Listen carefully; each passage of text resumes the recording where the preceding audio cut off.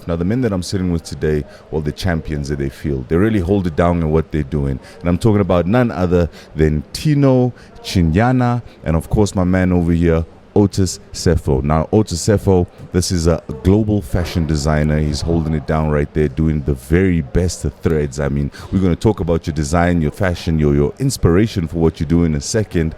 And then, of course, we've got Tino over here, who, I mean, he's a multifaceted guy, from modeling to being an influencer, an artist, of course. And then, of course, we're also looking at him being a television presenter, which is a very, very special job as well. We'll speak about that in a bit. Gentlemen, welcome to the show. How are you doing today? Thank you for joining us on this.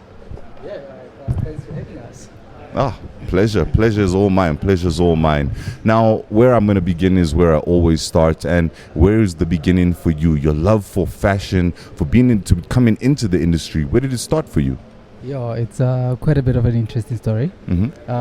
I'm a internal auditor by profession. Wow. So I went to University of Pretoria. I studied become internal auditing. I graduated. After graduating, while I was doing my honors, Wow. I met up with a gentleman that loved what I used to wear. Mm-hmm. So having to come from a family where you've got parents that can only afford a certain kind of lifestyle, you know, Yeah. they can afford certain things for you, you know, what you wear, you only get clothes once a year type of thing. And I used to take all the brothers' clothes and all the sisters' clothes and I'd cut them up and I'd make myself a pair of jeans and tops and all of that.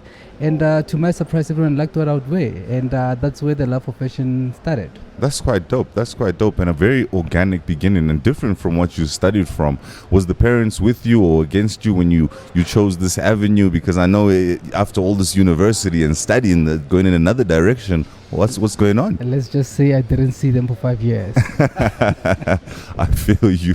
I don't blame them. I'd be surprised. I'd be surprised. But it looks like you made one of the right choices, because right now you're flying. I mean, when I was looking through your Instagram at the people that you've worked with, I saw Boiti. I saw so many known public figures. Now getting into that sphere, breaking the ceiling, can we say, from being a normal designer like everybody that's running around and trying to push their designs to becoming one of those that are looking after great celebrities. How did you break that glass ceiling? Sure. I mean, it took 10 years. I mean, I've been doing this now for 17 years. Okay. And only on my 10th year, that's when people started recognizing us as a brand. Okay. And it took a lot of patience. For me, I had to wake up every day and repeat. Do the same thing every day and repeat. And over a period of time, you get very good at it. Yes. And people start appreciating your craft. They start appreciating what you're doing, mainly because you're authentic to yourself and to your brand and who you are as a brand. And that's what I did.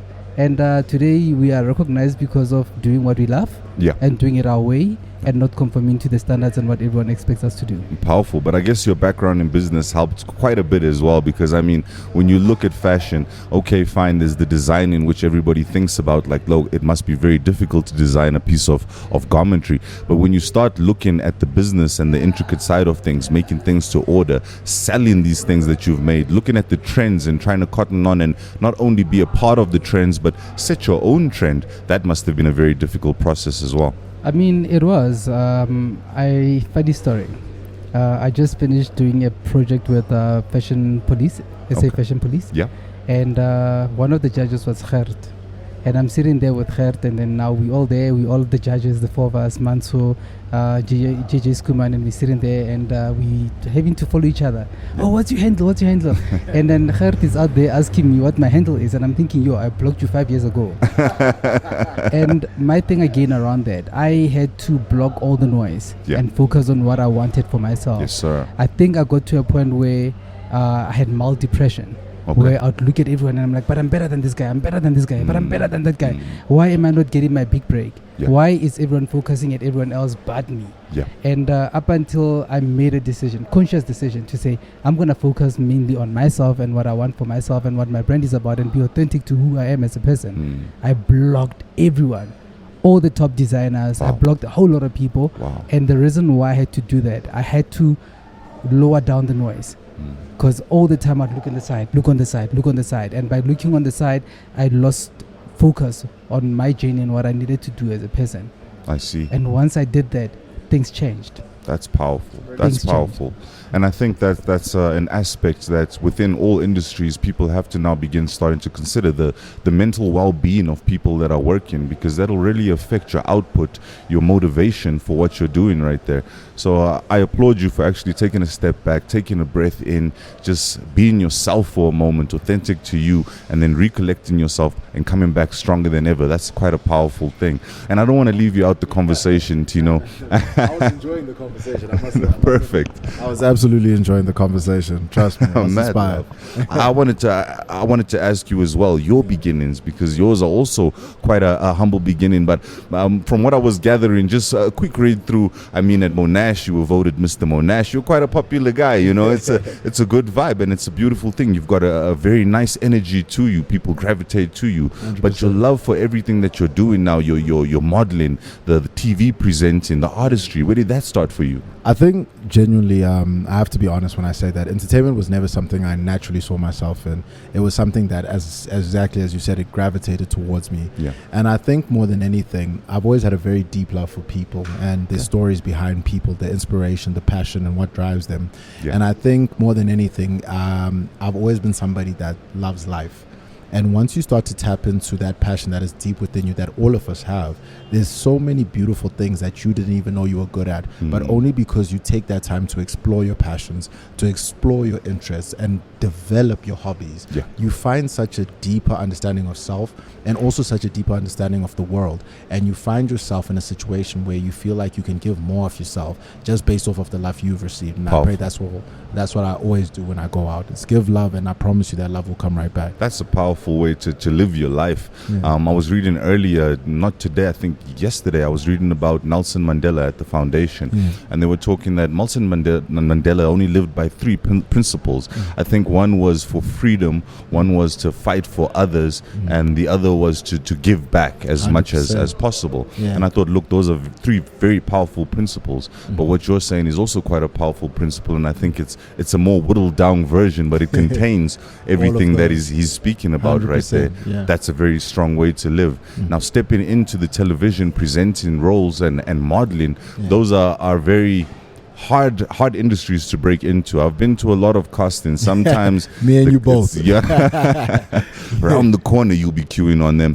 How did it go for you stepping into the industry? Was it a easy transition getting into it, or how was it? So I'm going to take you back first with how modeling started and then how we got into TV, because then I think it's two completely different stories. Yeah.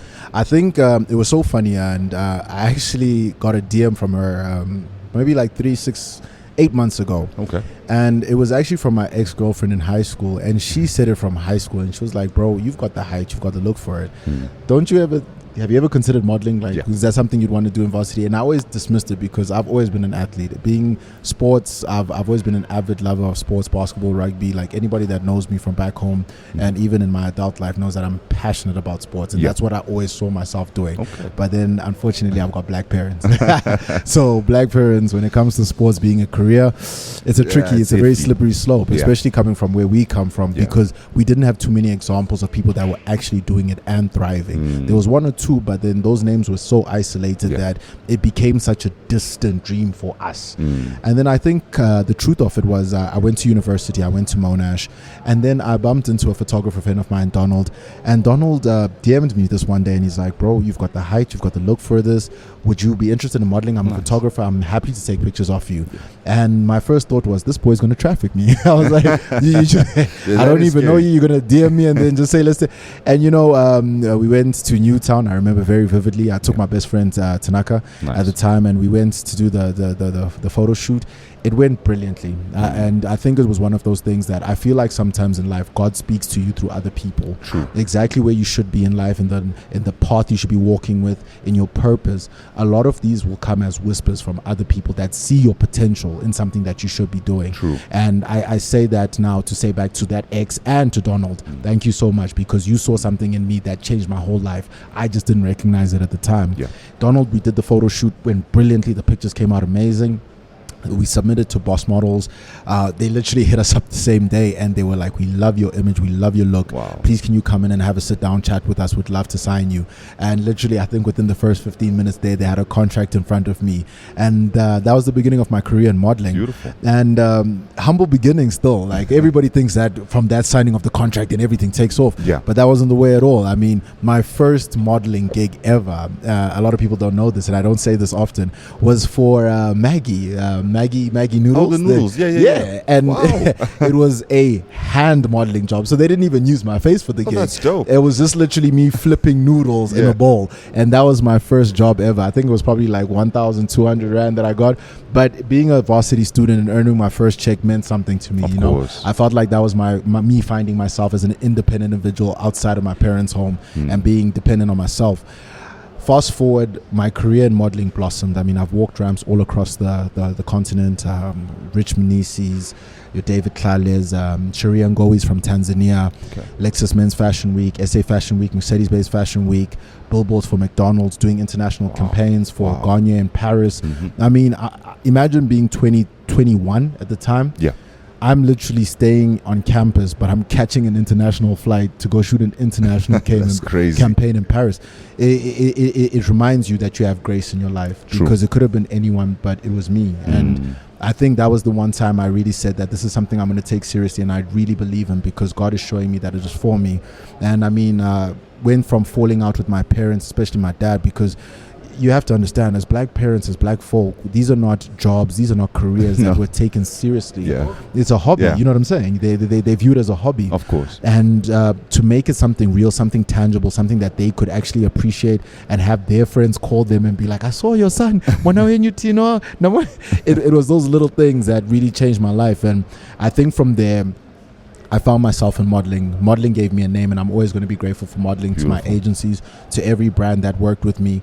I realized then that I needed to give a voice to my image. And that's when TV came beautifully into place. I'm still in varsity at the time. I'm literally going from campus. I'm driving to Zone 6 Soweto to do my first TV screen test. And it was for MTV-based VJ search at the time. Okay. Exactly what we spoke about off camera, or actually on camera. Line around the corner.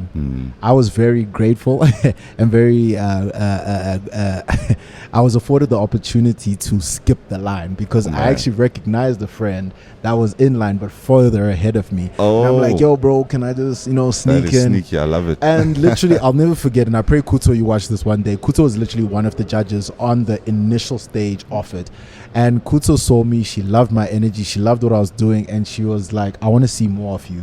Whatever you're about, like, I love what you're doing, I love your confidence. Nice. I want to see more of you." I passed through cleanly in the Gauteng stages, went on, did the regionals, made top 5 national, and then didn't make it. Oh, man. Broke my heart.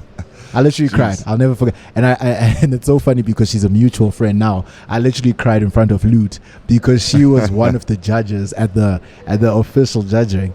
And I cried because I knew this was for me. Yes. I knew in my heart that I prayed on it long enough. I knew God had whispered in my ear enough, and I knew that this was something that I was genuinely meant to do. I love that. Fast forward from that, MTV didn't happen. And I remember one of the producers, Mike, wherever you are, Mike, I just want to say thank you. Mike came to me on the side and he's like, "Don't you ever stop what you're doing. Like, I know this one isn't for you specifically, but I've got something, and I think I can see you in other places. Just believe and just stay patient." Great. It couldn't have been maybe 2 months. That probably happened about August, September time. Mike literally called me back October, November time, and he's like, "Bro, now I've got your opportunity. Wow. I've got the morning show on ETV, and it's going to be perfect for you." Before all of that happened, Legend had actually seen me from Bar Leader, and he saw me on the MTV-based VJ search, and he's like, "I've got the perfect show for you. Don't worry about MTV. Come to Channel O." Yeah. And that's how I ended up doing the Channel O Top 5 Drive with Denise Zimba.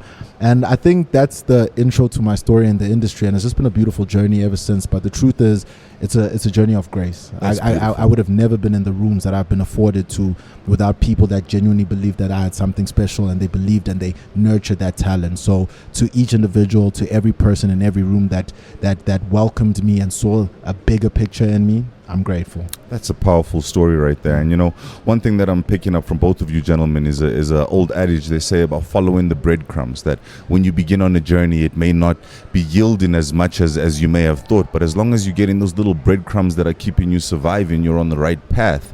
And if you follow them long enough, you end up by the loaf of bread. You end up by what you were searching for. You end up at the bakery. 100%. You end up in the bakery. Very powerful, gentlemen. And also the fact that no industry is easy to break into. It takes a lot of hard work. It takes a lot of discipline, and it takes a lot of repetition. You've got to keep on knocking your head and getting back up, and knocking your head and getting back up. And you seem to be two guys who have worked through all of that. It's not overnight fame, and you've come out of it, and not only come out of it well, but come out of it looking back at others and saying, look, what can I do for those around me? I mean, we were speaking earlier about collaboration being key.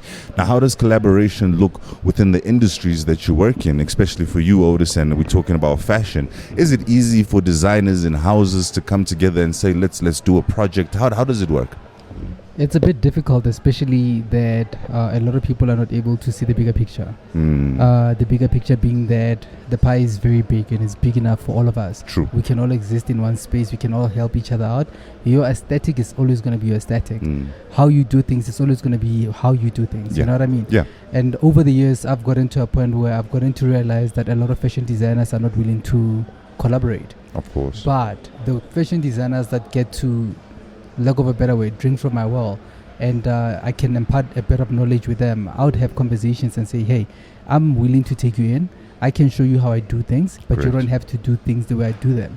Come into my space, learn what I do, change what I do, and make it work for you. Of course. There's certain things that I would do where I fall short, and you'll be, as an outsider, you're able to come in and say, there's a crack there, how do I make it better? And you go and you implement that in your business and in your life. Yeah. I've tried a couple of times to collaborate with a couple of designers and it didn't go well. So what I've done right now, I collaborate with people outside of my field. Okay. I would rather collaborate with a chef and say, let's curate a meal that's going to speak to my designs, and then we can get people to enjoy the two. That's great. Go and I collaborate with a deco person and say, I want a certain kind of aesthetic that speaks to my look, and we can have this kind of food that we can serve to our clients. Yeah. And that's why even now with the event that we're planning right now, which is going to be on the 9th of March, yeah. Love Unlocked, it speaks to the same thing. I'm collaborating with my brother because we come a long way. There's so much that we do together. We've done fashion together. We do a lot of things together. We travel and do events together. And now we got to a point where like, how do we have those kind of conversations? How do we then leverage over the relationships that we've built over a period of time? I mean, no man is an island. For us to exist and for us to be able to build our brands is because there's people around us that keep on, cushioning us. Yeah. There are times where it's tough and you feel like your life is really difficult, but because of all of these other people that believe in us, that are there, that whisper, privately, and they those are the people that push us. Of course. And through those collaborations, we're able to now have conversations, different conversations. How do we then get to monetize out of this? How do we get to a point where all of us can now benefit out of the little small things that we do together as a collective? True. How do we come together and put all our different resources and come up with something that's going to benefit a whole lot of other people? I love that. That independent thought and independent thinking. And it's something that we really need within the entertainment industry, definitely, because at the best of times, people are held back from their visions because they feel that I have a lack of resources. But if you're collaborating with your brothers and those within your circle, your shared resources become much more powerful and much more meaningful when you start doing events together. And speaking about the event that's coming up on the 9th, what can people expect? What can they look forward to? I know you guys probably have something insane set up for them. What can they look forward to? I mean, as my good brother here, Otis, said, Love Unlocked is going to be a beautiful spectacle. A celebration of love, not only amongst partners, but friends, family, and friends that become family. Yeah. Love Unlocked is going to speak for those individuals that have come into a space in their life where they enjoy something more specialized, more curated. When I talk about signature cocktails, a gourmet meal, live violinist, a live pianist, acoustic music, something that really speaks to the soul, but more so something that speaks to a sophisticated individual that enjoys consuming a product that is not of a typical nature. I mean, we all get to a point where we enjoy the club, but not every day. Of course. And I think what Love Unlocked and as Hey Bestie, a collective, what we are trying to do and speak to is those individuals that just want something that they can really truly mark as something memorable, an event that speaks to something that sparks that passion within their souls. So Love Unlocked is for all the beautiful lovers that are out there. I mean, we're collaborating with such heavyweights, and I mean, just back to what Otis said, collaboration is the source for such fruitfulness in life. Once you collaborate with people across different spaces of life, you can come into such a beautiful space. I would like to give a special mention to Deborah doing decor, Mvula and Sikona doing amazing food. It's all of these, Zelda with the PR and human relations, Bev Motion setting up bars, I mean, Victor with his amazing lighting and sound. It's all of these very beautiful people that come together to say that together we are unbeatable. Nice. And when we come together as a collective, what we can truly achieve has no ceiling. And I'd just like to send a special shout out as well to Perry House for hosting us, because they believed in the vision, they saw the collective, and they just naturally gravitated to the love that was in our hearts. Beautiful. And they were like, let's make love unlocked, and that is exactly what we're doing. And it's going to be a beautiful event featuring both of us, and guys, we can't wait to host you. That's going to be so amazing. And I mean, the way you're describing it, I already want to go, and I'm sure our listeners, our viewers, they want to get involved, they want to get some tickets, they want to join us at the event. How can they go ahead doing that? Is there a booking process? How can they secure a spot? Unfortunately, with this particular event, it's by invitation only. Oh man, that's powerful. But what we've been discussing with Tino is that we need to run a competition. They need to go on the social media pages. They need to follow our page. They need to follow all the other relevant pages. Okay. They need to tag mention. Yeah. And that's how we're going to get to select. I think we're selecting about 10 couples. Lovely. 10 couples. That makes it about 20 guests. Wow. Yeah. Oh, and just to speak on collaborations. Yeah. The beauty about collaborations, with us having to have come together as a collective and putting up to this beautiful event together. Yeah. Now we're getting big brands that want to jump on it. Lovely. We've got Red Bull that's coming on board. They're excited. Power. They want to be part of the event. They want to come there. They want to activate. They want to do so much for us. Jeez. We've got Waterfords. That sounds great. I think for me that was actually very heartwarming. Yeah. Over the years, I've built relationships with the guys from Waterford. They've approached me a couple of times. Hey, how do we sponsor you? How do we do businest with you? How do we get to exist in your space? Because I mean, we've created such a beautiful space where now a whole lot of brands want to exist in our space. Beautiful. So now to have companies like Waterfords and flying all the way from Cape Town to say we want to be part of this event, and we don't come alone. We're gonna come with Steinberg. We're gonna come with Grandberg. We're gonna come about all of these other the family of the Bag family. You know what I mean? So for me, that also shows that sometimes as a black child, you undermine your worth. True. We need to get to a point where we realize that we are bigger than we really think. And instead of being short-sighted, we need to now plan ahead. Plan 10 years from now, 5 years from now. What's the vision? What are we trying to achieve? What are we trying to get out of this whole experience? Why are we even doing Love Unlocked? And we had a conversation with when you had the whole planning of Love Unlocked. It was a brilliant idea when you're having a conversation between us. And I even said to Tino, I'm like, I don't want it to be about me as a person or you as a person. It has to be an inclusive kind of initiative. Beautiful. How do we make sure that the people that are coming on board, they get to benefit out of it? Yeah.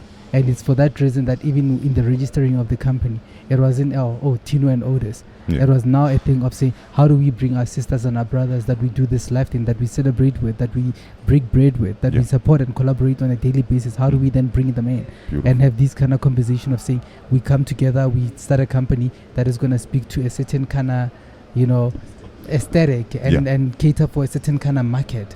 And that's what we're all about.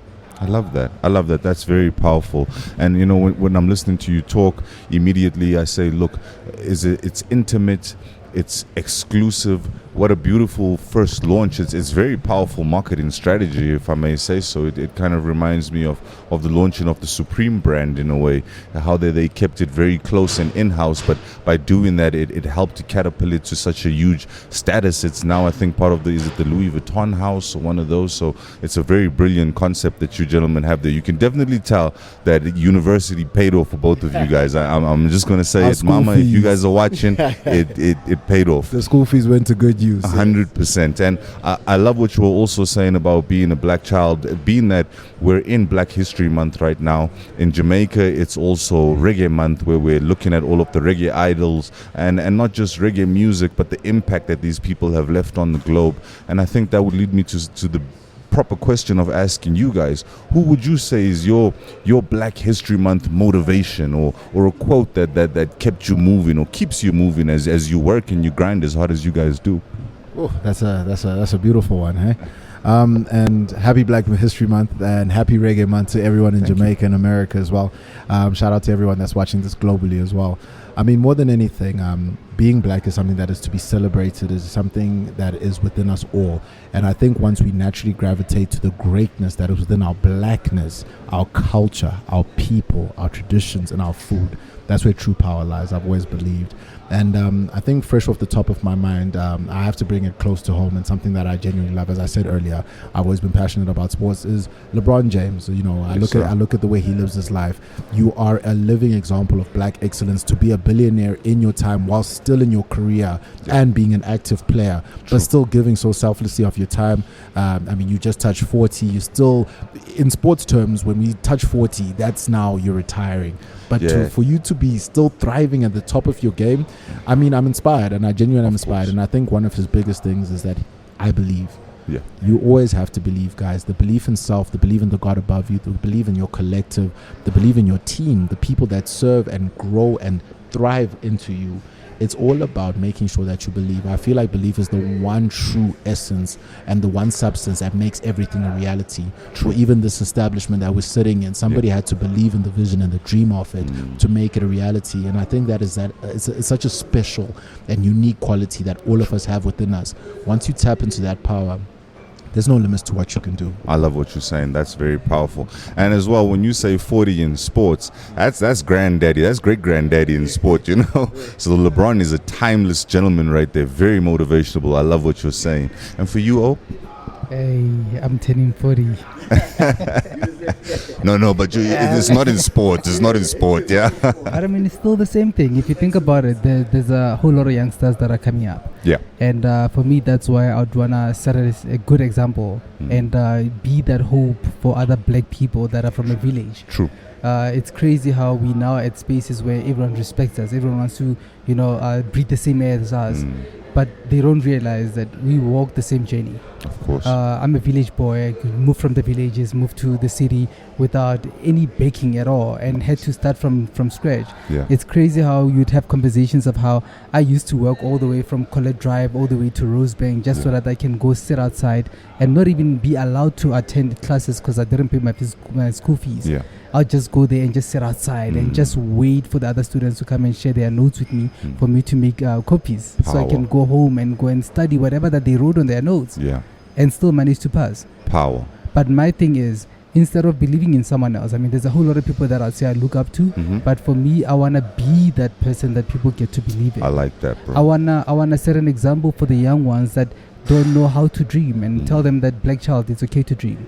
True. There's a lot that you can do. All you gotta do is believe in yourself and expose yourself and allow for yourself to learn on a daily basis. Yeah. I knock off and I work ridiculous hours. I mean, Tino, funny enough, was asking me the other day, it's like, bro, do you ever sleep? Yeah. I can't sleep.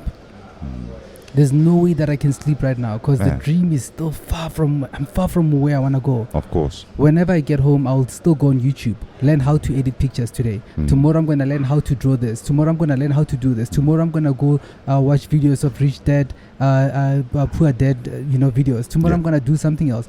And the reason why I do that is because I believe in education. I believe in educating myself on a daily basis. On a daily basis, I make sure that I dedicate anything between 30 minutes to an hour to empower myself and make myself a better individual. And again, it's through brothers like this where you create beautiful relationships, where you get to share experiences, life experiences, difficulties, and all of these other things that you get to learn that you're not alone. How's about we do it differently? Instead of looking up to other people that had their own hustles and own shortfalls and shortcomings, I would rather look at myself and say, how do I do it different? How do I then get to a point where I become that person that can impart a bit of knowledge and create different spaces for young ones to be able to exist? How do I then get to be that change? Powerful. Me turning 40 in sports, yes. I'm an ancestor. I would love to be the change that is to happen in the young people's lives. Yes, sir. I love what you say right there. And you are. As a brother, as somebody that's... sorry to cut you, No. Manji. Go for it. This is one of my biggest inspirations in life. Sir. And I think just to take what he said is so powerful. And it's through that I've just always naturally gravitated to Otis. I'm not inspired by a lot of people, but to watch somebody in their day-to-day life, the way they treat their people, the way they deal with every single individual intentionally, and make time and make that space to actually see them as a person, yes, sir, is a quality I've learned from him. And it's those things that iron sharpens iron. There's days where I sit down and he teaches me, and he literally takes me to school. And wisdom sometimes is also in listening, and a lot of people forget that. Sometimes the most knowledge that you can get is just from sitting down and having a conversation with somebody that has a better understanding of what you are trying to do and where you're trying to go. And that's one thing that I really do appreciate about this brother. In every space, in every room that he walks into, he gives of himself so selflessly. And I pray and I wish for anybody that's watching this, that is in a position of power, that is in a position of influence, give of yourself so effortlessly, because that is where your true blessings come from. That's so true, man. Powerful right there. And you know, just going back to what you were saying, it actually, you were speaking about LeBron, and then what you were saying just threw me right back to something that Kobe Bryant was saying, where he said that you have to sit and look at yourself every day and say, how did I improve today? I take those 1,000 shots, did it make me a better shooter? If the answer is yes, then you look at another weakness and tomorrow you improve on that. If the answer is no, then you persistently work on that until you improve. So I love what you're doing. It's so strange that everything in this world is connected by a common thread. You know, just being dedicated to your craft and having love for what you're doing and having love for those around you and being willing to give time and energy to build somebody up. That's really the essence of being on this earth. That's what I'm feeling from this conversation. It's quite a powerful thing that I'm getting from you gents. So I guess it would be the most prominent question that I'd have to ask would be, where to next? I mean, on the 9th of March, we're looking at a beautiful event, but where to next for your respective brands and together? I mean, you're working on so much as a collective. Where to? The world. Beautiful. The world. The universe. I mean, if there's people watching that are not on this planet, I mean, maybe you are flying around in a space station somewhere, you're going to feel us. You're going to feel us. I think more than anything, the one true reason we are all here is to give love. And I think that love is very evident in the passion that we give both in our careers, in our events, and everything that we do. And I think for me, more than anything, it's just giving the voice to that next individual that is looking for that inspiration, that's looking for hope in something, in somebody rather, that they can relate to and that they can see themselves. And I pray that I am always a shining light in your darkness, that no matter where you are and where you're from, that as long as you listen to what I have to say, I pray that you see love and hope in your situation and you realize that you're bigger than your environment. Powerful. I think more than anything, from the music to the fashion to the events to TV, the ultimate goal is not to glorify myself, but these are all talents I've been given from a higher power. And I pray that I always acknowledge and I give grace and gratitude to that higher power. Beautiful. To say that everything that you put within me is not just for my personal consumption, but it is to say to the next person, I have been given so much, and from what I've been given, how can I pour into your cup? And how can I pour endlessly whilst not also drying up my cup?